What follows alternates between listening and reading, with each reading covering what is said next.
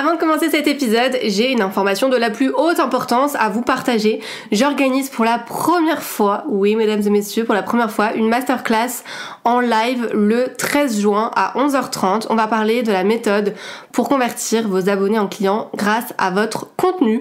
Donc si vous voulez ne pas manquer ça, avoir plein de surprises parce qu'on va fêter aussi les 4 ans de mon activité. On va parler également de ma nouvelle formation qui est une pépite et il y aura plein de bonus. Donc voilà, vous ne voulez pas rater ça, je vous laisse vous inscrire directement dans le lien dans la description. Si jamais vous n'êtes pas dispo, c'est pas grave, j'ai pensé à tout, il y a un replay, vous en faites pas. Et après ce petit moment promotionnel, je vous laisse avec l'épisode du jour.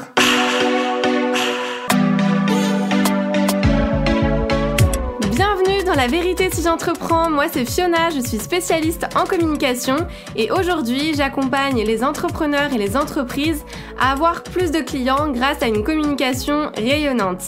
Chaque semaine, je vais vous partager des stratégies, des conseils concrets et facilement applicables autour du business en ligne, d'Instagram, de l'organisation, mais aussi mes réflexions plus personnelles et l'envers du décor de l'entrepreneuriat en toute vulnérabilité et sans aucun filtre. Si tout ça vous parle, alors bienvenue, vous êtes au bon endroit et maintenant c'est parti pour l'épisode étincelant du jour. Aujourd'hui, je reçois Mélanie Daniel, experte en Human Design et Gene Keys, j'espère que je prononce ça bien. Dans cet épisode, vous en apprendrez plus sur le Human Design, notamment comment on peut l'appliquer au quotidien quand on est entrepreneur, comment on peut se servir de son propre HD justement pour gagner plus d'énergie, de temps et d'argent.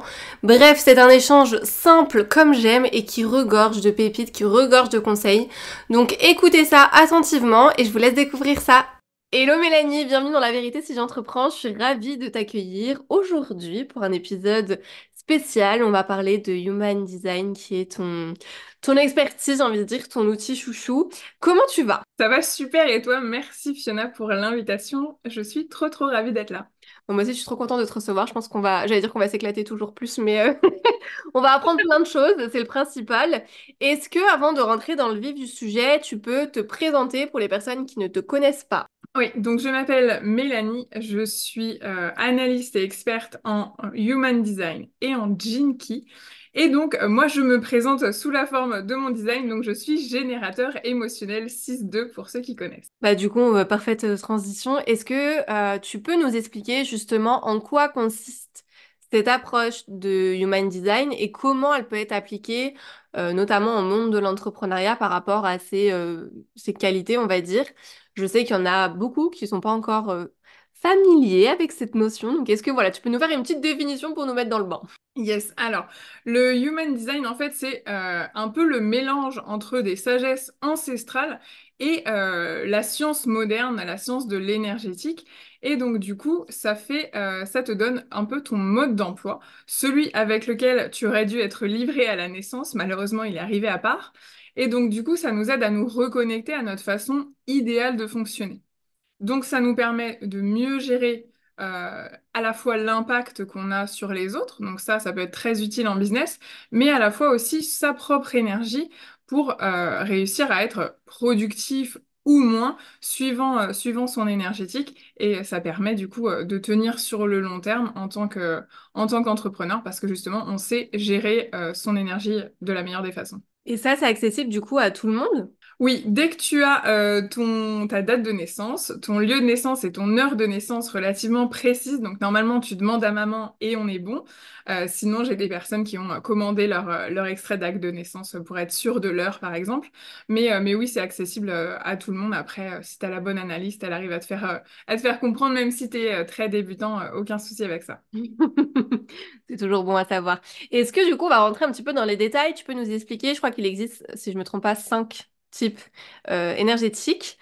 Est-ce que c'est des types énergétiques? Tu m'arrêtes si je me trompe, hein. C'est bien ça, c'est bien Ok. ça. Nous expliquer du coup les 5 types, les grands types qui existent pour que on puisse déjà en savoir un peu plus quand on aura fait. Du coup, là, on va inviter les personnes à faire leur charte pour voir du coup quel type justement ils sont, elles sont. Et puis après, du coup, revenir sur l'épisode de podcast pour voir un petit peu les grandes lignes des caractéristiques. C'est ça. Alors, toutes les deux, nous sommes générateurs. C'est le type de toute façon majoritaire dans le monde. Il y a environ 37% de la population qui est générateur. Donc, le générateur, c'est un peu le constructeur du monde, le bâtisseur. On est ceux qui ont l'énergie la plus stable pour réussir justement à construire et à faire. On a aussi les générateurs manifesteurs qui sont en fait un sous-type du générateur. Donc, ils ont la même aura, la même façon de fonctionner, la même énergie constante. Eux, ils sont environ 30% de la population. Donc, autant les générateurs que les générateurs manifesteurs, on fonctionne à la satisfaction. Si un générateur est satisfait, il a de l'énergie toute la journée. On dit que le générateur, il doit se coucher fatigué et satisfait de sa journée pour être rechargé le lendemain matin. Mais il y a aussi trois autres types. Le manifesteur est aussi un type énergétique, mais pas sacral, donc pas avec cette batterie qui se recharge. Le manifesteur, c'est l'étincelle, c'est celui qui va lancer la machine, qui va lancer probablement les générateurs au travail. Voilà, on dit que le manifesteur, il initie l'action.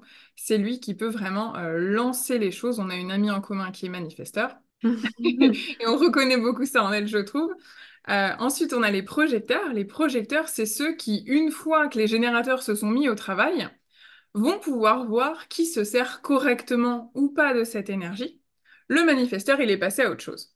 Les générateurs se sont mis à travailler, le projecteur, il va guider l'énergie des générateurs et des générateurs manifesteurs, à savoir est-ce que tu l'utilises bien ou pas, est-ce qu'on pourrait pas être plus efficace, être moins dans le faire, mais dans le faire plus efficacement. Et le dernier type, c'est les réflecteurs. Les réflecteurs, ils arrivent pour un peu jauger l'énergie de tout le monde, pour être sûr que tout le monde va bien, que tout le monde se sent bien.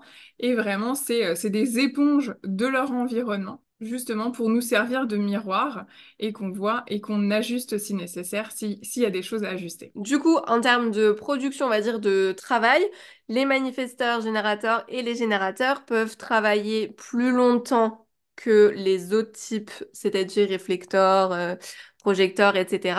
Mais est-ce que ça fait de ces personnes-là des personnes plus productives? Alors, pas forcément, parce que justement, le générateur et le générateur manifesteur, ils ont beaucoup d'énergie de fer. Et parfois, ils font à tort et à travers. Ils vont rester occupés pour être occupés, faire pour faire, refaire et re-refaire. J'ai levé la main. Pour ceux qui n'ont pas vu, Fiona a levé la main. Elle s'est sentie concernée. Alors que le projecteur, il sait qu'il a, entre guillemets, moins d'énergie de fer. Par contre, il va avoir une action très focalisée.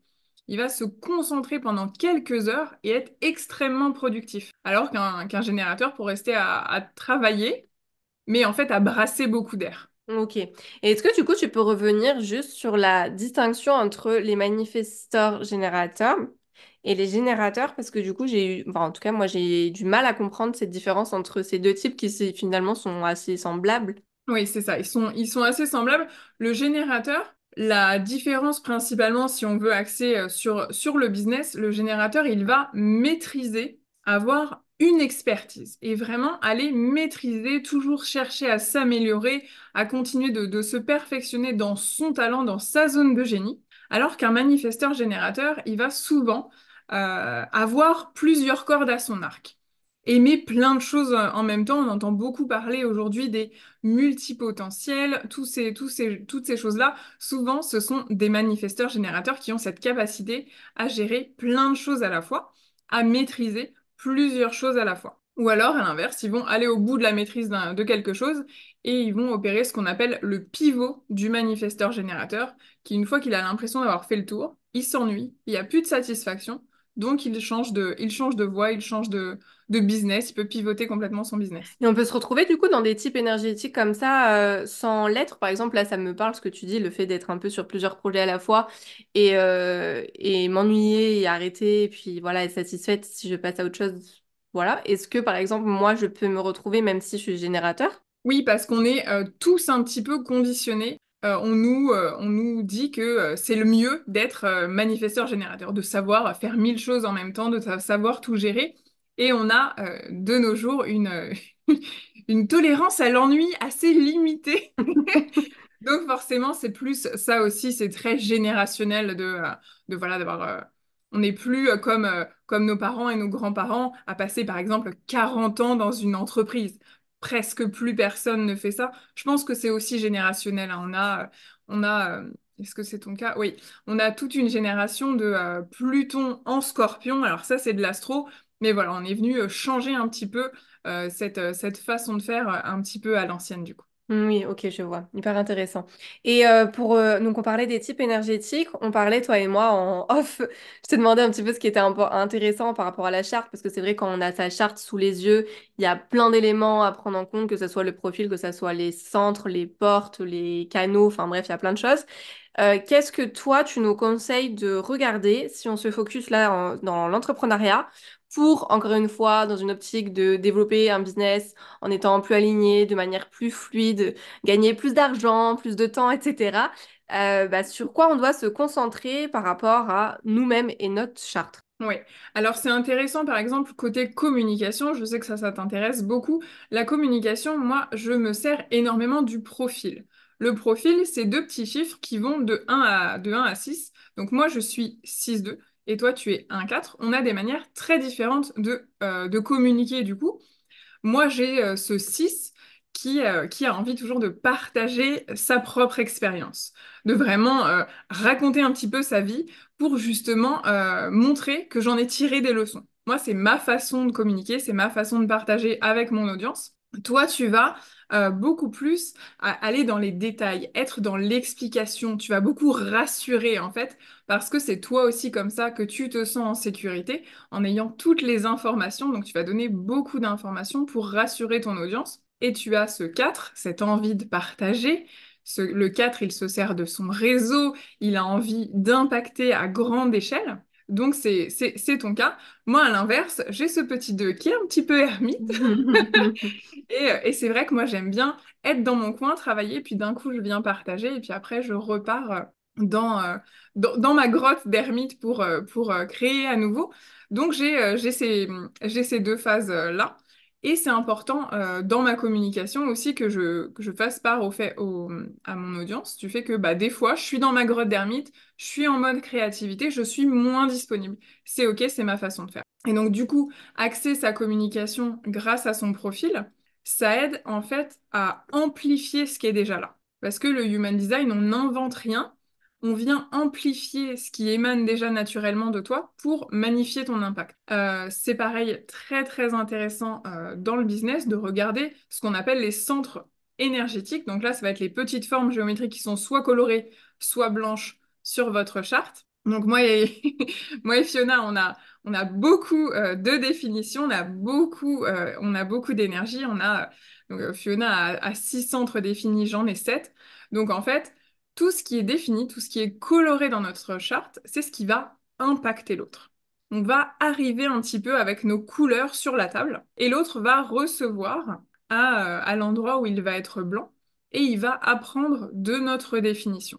Donc ça, c'est très intéressant en matière de création d'offres. Regardez ces centres, par exemple. Parce que du coup, en gros, je sais qu'il y a des centres, bah, comme tu l'as dit, définis et non définis. Donc, si c'est défini, ça veut dire que c'est toi qui vas transmettre une énergie. Et à l'inverse, si c'est non défini, ça veut dire que c'est ce qui te prend de l'énergie, du coup. Oui, alors en fait, ça va être des endroits où tu vas capter. Par exemple, moi, j'arrive avec ma tête et mon ajna défini. J'ai les deux duos qui sont colorés. Donc, je suis un peu cette personne qui est pleine de certitude. Sauf que je pense toujours de la même manière, mais par exemple, ma com, comme je la fais toujours de la même manière, ça marche plus. Donc, je vais aller instinctivement vers quelqu'un comme toi, parce qu'on ne sait pas forcément la personne qu'on a en face, on ne sait pas forcément son design, mais moi, je vais aller chercher des personnes comme ça. Notre amie en commun, c'est pareil, elle est ouverte de ce côté-là. J'ai été la chercher pour ça, parce que justement, vous avez cette ouverture d'esprit. Donc, vous êtes des personnes avec qui on va brainstormer. Moi, j'arrive avec mes trucs, et toi, tu vas me montrer tout ce que Une j'ai pas vu, possibilité, ouais. tout ce à quoi j'ai pas réfléchi, parce que justement, tu as cette grande ouverture au niveau de ces centres-là. Donc, c'est comme ça qu'on travaille intelligemment ensemble. Je n'ai pas tout, tu n'as pas tout, mais ensemble, on est beaucoup plus fort.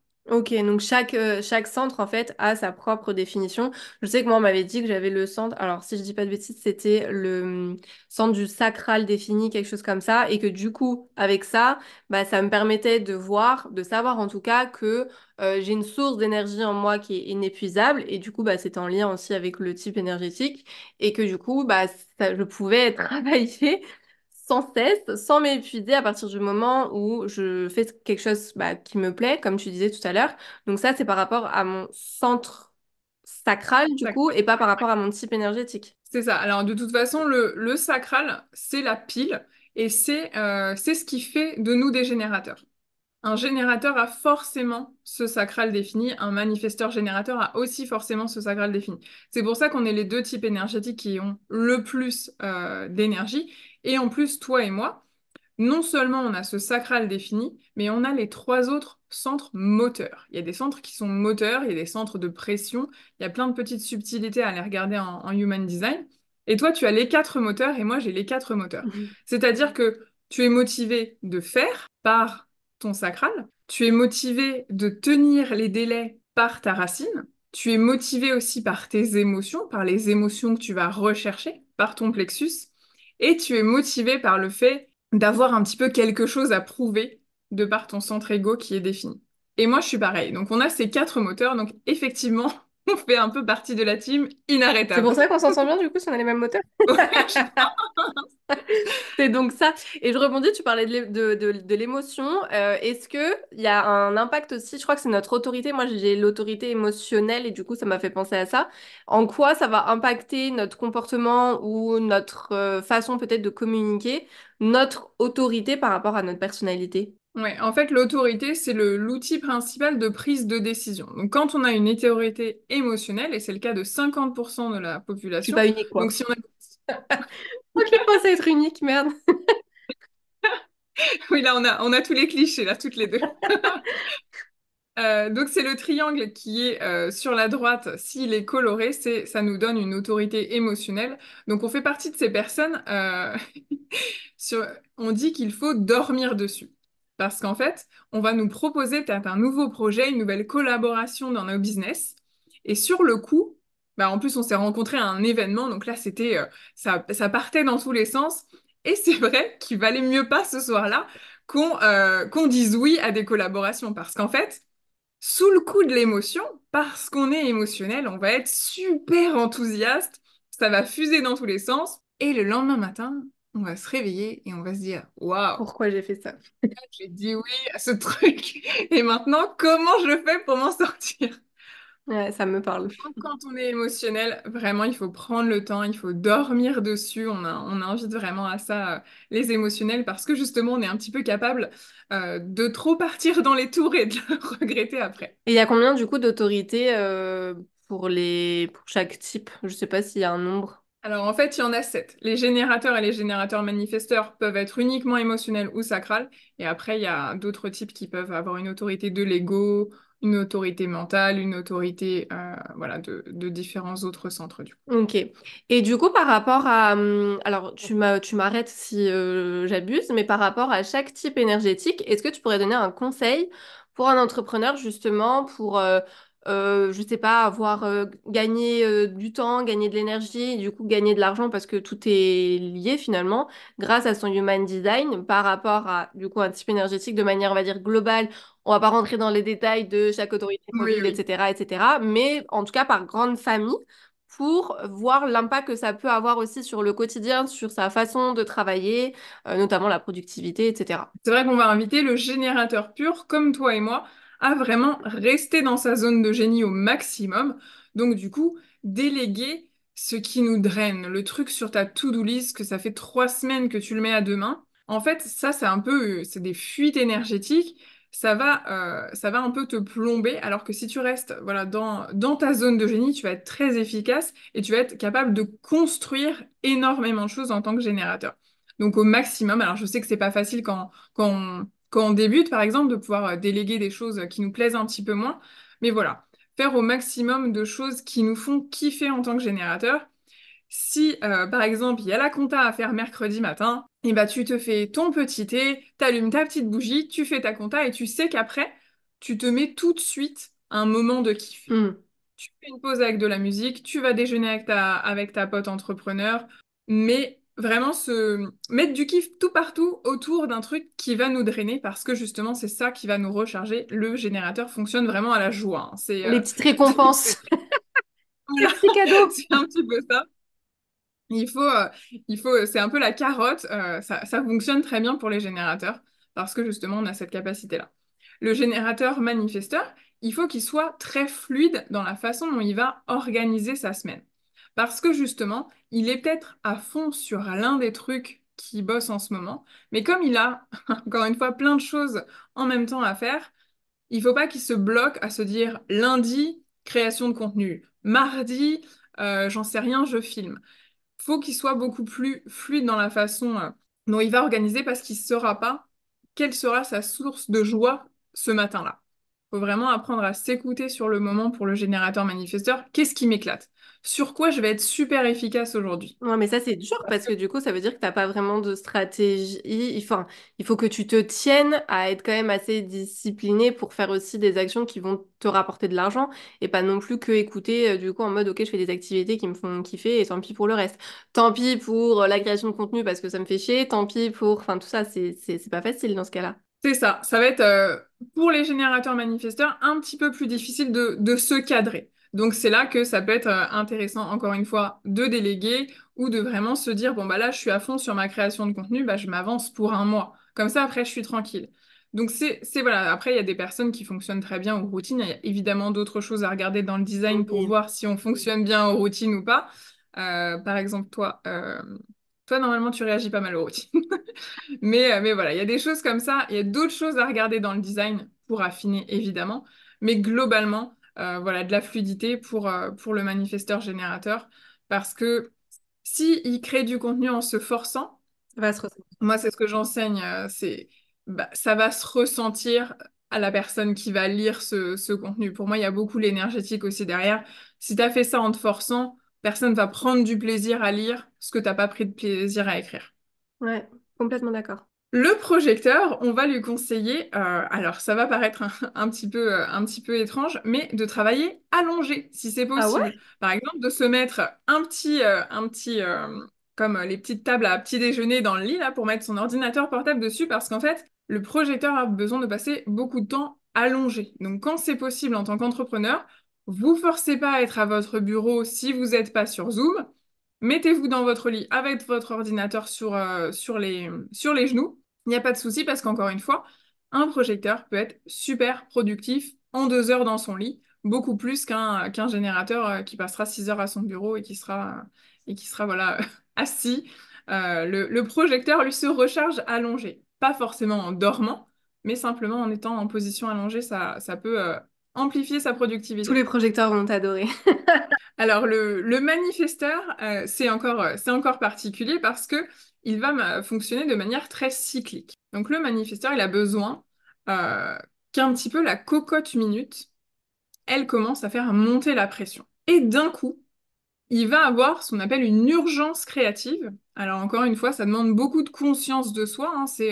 C'est travailler sur pourquoi je me sens complètement à plat aujourd'hui alors que ça fait 3 semaines que je suis à fond. Bah justement, peut-être que l'urgence créative, elle est passée. Et le manifesteur, il va être encore une fois capable d'accomplir beaucoup, mais sur un temps beaucoup plus limité. Le manifesteur, il cherche la paix. Nous, on cherchait la satisfaction. Le manifesteur, il cherche la paix. Donc peut-être que quand il aura fini cette tâche, il va se sentir en paix.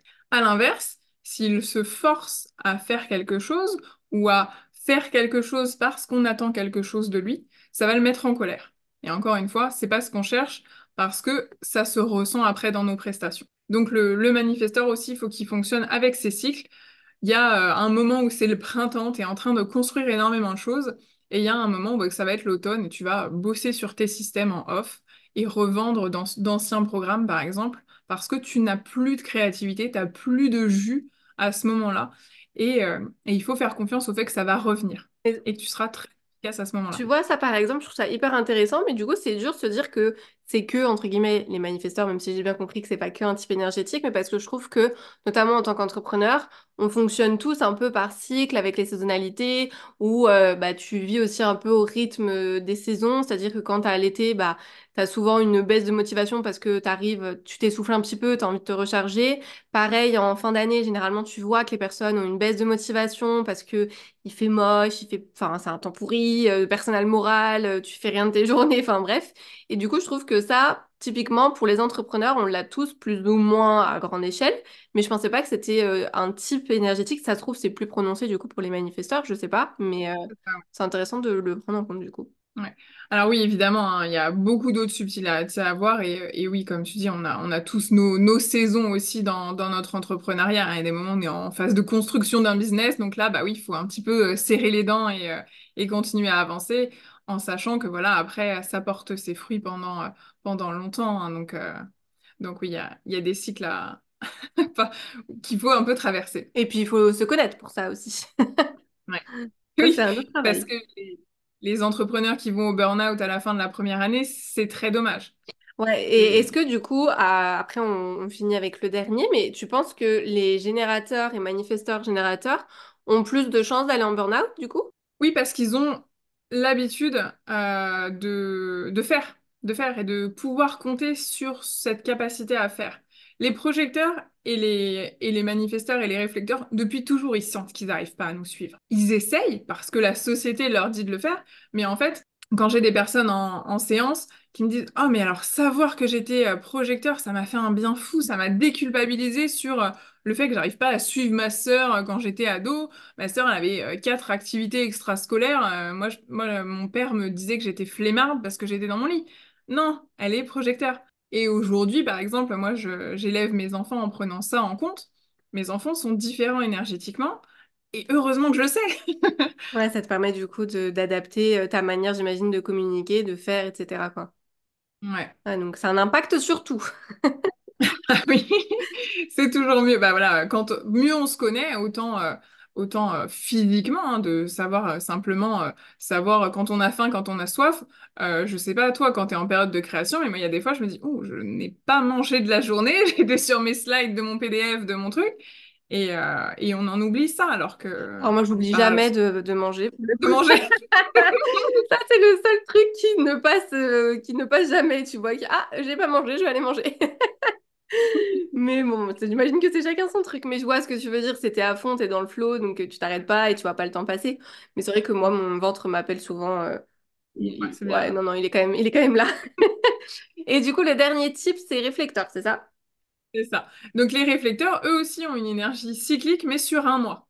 Un mois, Alors ok. après, encore une fois, ça dépend des personnes, ça dépend de leurs activations et de ce qui se passe dans le mois. Mais en fait, à l'inverse des 4 autres types qui sont solaires, les réflecteurs sont lunaires, c'est-à-dire qu'ils vont être calés sur la pleine lune. Souvent, les réflecteurs, ils vont avoir un pic d'énergie autour de la pleine lune. Donc c'est pareil, il faut organiser un petit peu son travail au maximum pour respecter ça. Donc ce qui est évidemment pas facile en tant que salarié. Mais en tant qu'entrepreneur, c'est la chance qu'on a. On peut organiser un petit peu son planning plus comme on veut et faire peut-être des activités de maintenance ou voilà un peu de off, des mails ou des choses qui demandent moins d'énergie quand on a justement, bah là on a la nouvelle lune qui arrive, là ça va être un temps de beaucoup plus de calme et de repos pour les réflecteurs. Donc en fait, c'est regarder un petit peu justement la lune. Et est-ce que c'est aussi par rapport aux heures, le soir par exemple, en termes de productivité ou rien à voir? Non, pas forcément. Ok, c'est vraiment plus par rapport au cycle du coup de la lune. Ouais. Ok. Donc là, l'idée, c'est qu'à partir de ça, on sait plus ou moins comment on peut être plus productif.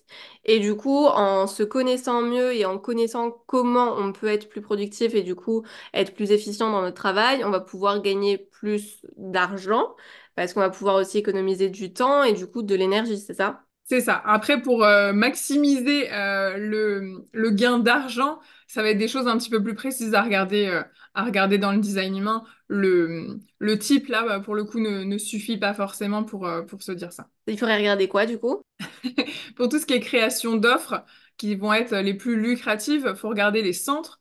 Pour regarder sa communication et la rendre d'autant plus impactante, on va regarder les portes de la gorge, les activations de la gorge, on va regarder les placements mercurien, par exemple, ça va être très intéressant pour maximiser les résultats côté financier, du Bon, coup. trop bien, tu vas pouvoir nous en reparler. J'avais juste une dernière question avant qu'on parle un petit peu de ce que tu proposes. Alors, c'est ce que tu disais au tout début du podcast.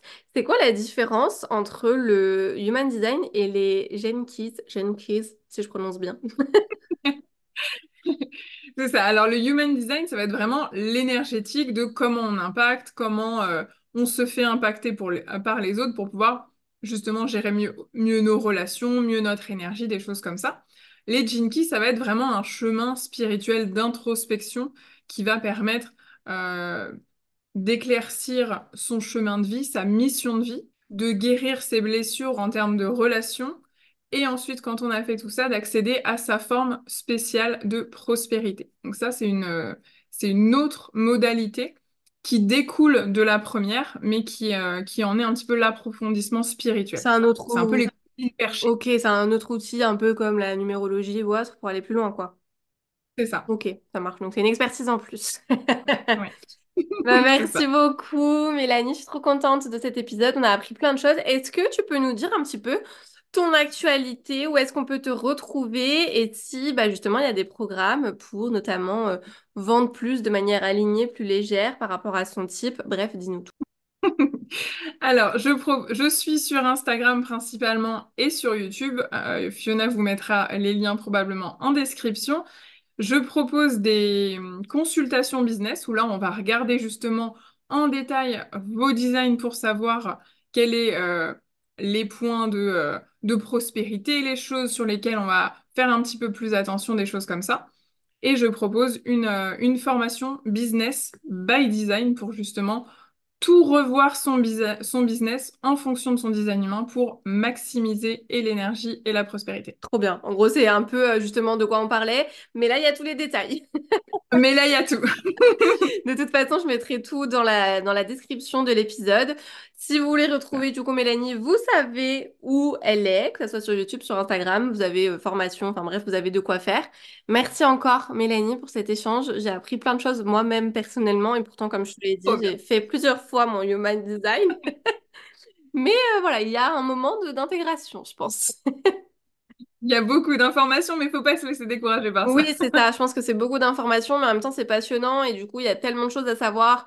Et puis, bah, comme je te disais, moi, par exemple, j'ai une petite tête, enfin, j'ai une petite mémoire, ce qui fait que emmagasiner tout ça, c'est compliqué et que tu t'en souviens pas souvent et du coup, tu sais plus après comment l'adapter, mais du coup, c'était hyper intéressant. Merci à toi, je te dis à bientôt. C'est tout pour aujourd'hui, j'espère que cet épisode vous a plu. N'hésitez pas à vous abonner si vous ne voulez absolument pas manquer les prochains épisodes et à laisser 5 étoiles pour me soutenir. Vous pouvez me retrouver sur Insta pour encore plus de conseils ou si vous voulez simplement papoter. En tout cas, merci de m'avoir écouté. Je vous dis à très vite pour un nouvel épisode La vérité si j'entreprends. Je vous fais des bisous.